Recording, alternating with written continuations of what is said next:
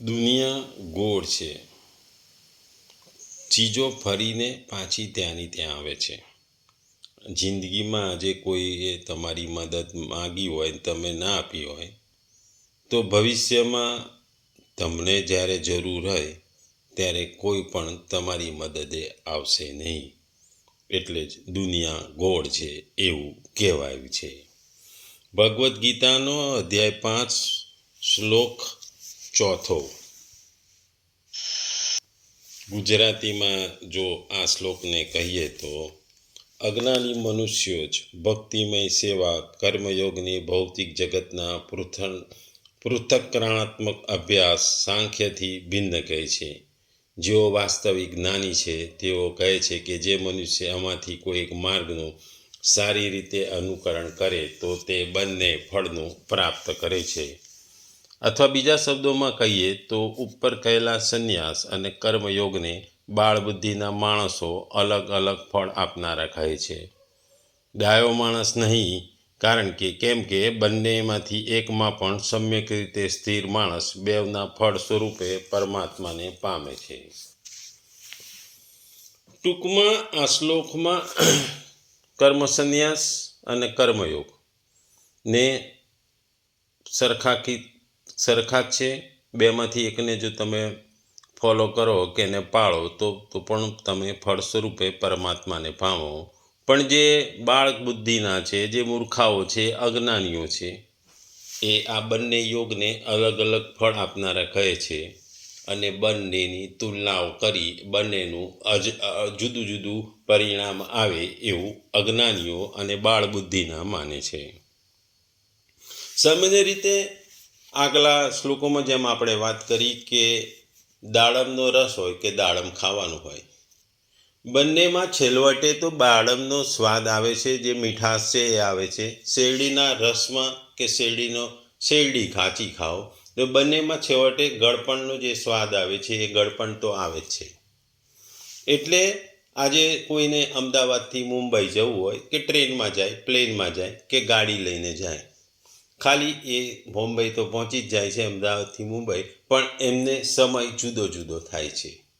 એટલે ભગવાન કહે છે કે સાંખ્યયોગ એટલે કે કર્મ સંન્યાસ યોગ અને કર્મયોગ બંનેથી પરમાત્માની પ્રાપ્તિ તો થાય છે.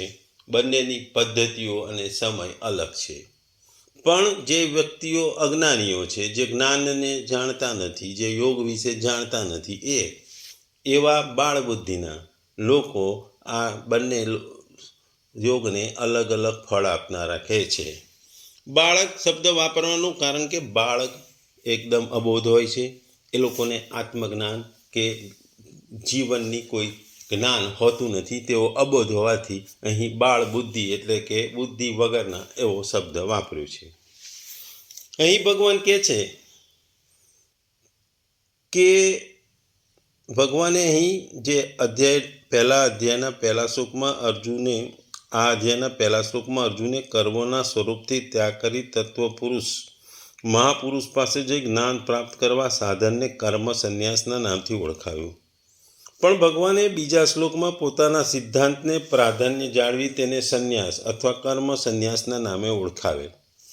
હવે એ સાધનાને ભગવાન અહીં સાંખ્યના નામથી ઓળખે છે. ભગવાન શરીર અને શરીરીના ભેદોનો વિચાર કરી સ્વરૂપવત સ્થિત થવાને સાંખ્ય કહે છે. ભગવાનને મતે સંન્યાસ અને સાંખ્ય પર્યાયવાચક છે, જેમાં કર્મોનો સ્વરૂપથી ત્યાગ કરવાથી આવશ્યકતા રહેતી નથી. અર્જુન જેને કર્મ સંન્યાસના નામે ઓળખી રહ્યા છે તે પણ નિઃસંદેહ ભગવાન દ્વારા કહેલા સાંખ્યનો જ અવતાર છે. કારણ કે ગુરુ પાસેથી સાંભળીને પણ સાધક શરીરના ભેદનો વિચાર કરે છે. અહીં ભગવાન કર્મ સંન્યાસ અથવા કર્મોનો ત્યાગ દર્શાવવા સાંખ્ય શબ્દો ઉપયોગ કર્યો છે. અહીં એ સમજવું અગત્યનું છે કે પરિત્યાગો બે પ્રકારના હોય છે કે ફલ્ગુ વૈરાગ્ય અને યુક્ત વૈરાગ્ય. ફલ્ગુ વૈરાગ્યમાં વ્યક્તિ સંસારને બોજારૂપ માને છે અને ઉત્તરદાયિત્વ અને મુશ્કેલીઓમાં છૂટવાની ઈચ્છા સાથે તેનો ત્યાગ કરે છે. આવા ફલ્ગુ વૈરાગ્ય પલાયન મનોવૃત્તિ અને અસ્થિર હોય છે.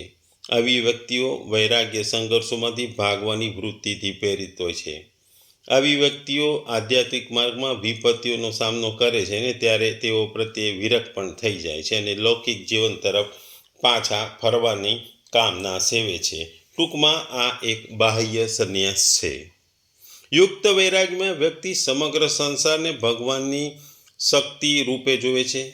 તેઓ કોઈ પણ સ્વામિત્વ ધરાવતા હોય તેના પ્રત્યે આધિપત્યની ભાવના રાખતા નથી અને તેને સ્વસુખ માટે ભોગવવાની કામના ધરાવતા નથી.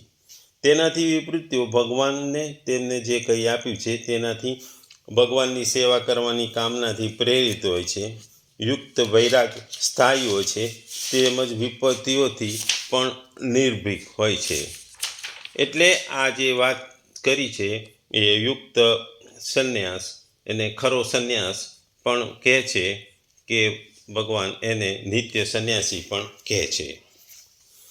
કર્મયોગીઓ તેમના રોજબરોજનું કર્તવ્યનું પાલન કરતાં કરતાં યુક્ત વૈરાગ્ય અથવા સ્થાયી વૈરાગ્યના ભાવનો વિકાસ કરે છે અને સ્વયંને ભગવાનના દાસ તરીકે અને ભગવાનને ભોગતા તરીકે જોવે છે. તેથી તેઓ ભગવાનના સુખ અર્થે સર્વ કંઈ કરવાની ચેતનામાં સ્થિર થઈ જાય છે.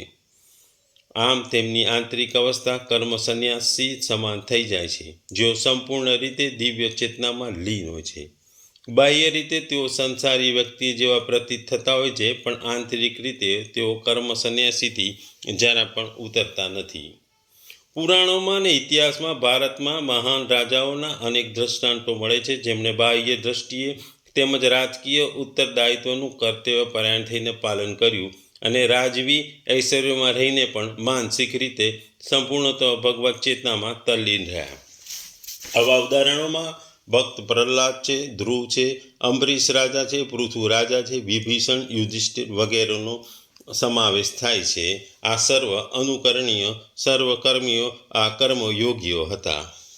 શ્રી ભાગવતમાં પણ આના વિશે કહેવાયું છે કે જે ઇન્દ્રિયોના વિષયોને તેમના પ્રત્યે ન તો લાલાયિત થઈને કે ન તેઓનાથી દૂર ભાગીને પણ સર્વ ભગવાનથી શક્તિ છે અને ભગવત સેવામાં તેનો ઉપયોગ થયો જો એમ સમજી ગ્રહણ કરે છે તેવા મનુષ્ય પરમ ભક્ત છે. આમ વાસ્તવિક વિદ્યાન કર્મયોગ અને કર્મ સંન્યાસ વચ્ચે કોઈ ભેદ દર્શન કરતો નથી. તેમના કોઈ પણ એકનું અનુકરણ કરી બંનેનું પરિણામ તો સરખું જ આવે છે. અહીં ભગવાનનો કહેવાનો ભાવાર્થ એ છે કે કોઈ પણ રસ્તો સાંખ્ય યોગ કે કર્મયોગ જેમાંથી પણ છેલ્લે તમને ભગવત પ્રાપ્તિ કે મુક્તિ મળે છે. ભગવાન અહીં બાલાપદથી ભગવાન એ કહે છે કે આયુષ્ય અને બુદ્ધિમાં મોટો હોય પણ જે સાંખ્યયોગ અને કર્મયોગને અલગ અલગ ફળવાળા માને છે તેઓ બાળક અર્થાત સમજણ વીણા છે, કારણ કે બાળક અબોધ હોય છે. જે મહાપુરુષો સાંખ્ય અને કર્મયોગના તત્વને સારી રીતે સમજ્યા છે તેઓ પંડિત છે અથવા બુદ્ધિમાન છે. તે લોકો બંનેને અલગ અલગ ફળવાળા નથી કહેતા, કેમ કે તેઓ બંને સાધનોની પ્રણાલીઓને ન જોતા એ બંનેના વાસ્તવિક પરિણામને જોવે છે. છેલ્લું છે સાધન પ્રણાલીને જોતા ખુદ ભગવાન ત્રીજા અધ્યાયના ત્રીજા શ્લોકમાં સાંખ્ય અને કર્મયોગ બે પ્રકારના સાધનોનો સ્વીકાર કરેલો છે. બંનેની સાધન પ્રણાલી અલગ છે, પરંતુ સાધ્ય અલગ અલગ નથી. એટલે કે બંને યોગનું અંતિમ પરિણામ સરખું છે. બંનેમાં પદ્ધતિઓમાં થોડો ફેર છે, પણ પરિણામ એક છે. ગીતામાં ઠેક ઠેકાણે સાંખ્ય અને કર્મયોગનું પરમાત્મા પ્રાપ્તિ રૂપી ફળ એક જ બતાવવામાં આવ્યું છે. આગળ 13મા અધ્યાયના 24મા શ્લોકમાં બંને સાધનાઓ વડે પોતાની જાતમાં પરમાત્મા તત્વનો અનુભવ થતો હોવાનું બતાવવામાં આવ્યું છે. આગળ 3જા અધ્યાયના 19મા શ્લોકમાં કર્મયોગી માટે પરમાત્માની પ્રાપ્તિ બતાવવામાં આવી છે અને 12મા અધ્યાયના 4થા શ્લોકમાં અને 13મા અધ્યાયના 34મા શ્લોકમાં જ્ઞાન યોગીને માટે પરમાત્માની પ્રાપ્તિ બતાવવામાં આવી છે. આ રીતે ભગવાનના મતે બંને સાધનો એક જ ફળવાળા છે. જે બીજી શાસ્ત્રીઓ વાત જાણે છે પરંતુ સાંખ્ય અને કર્મયોગના તત્વને ગંભીરતાથી નથી જાણતો તે ખરેખર બાળક અથવા મૂર્ખ છે એવું ભગવાન કહે છે.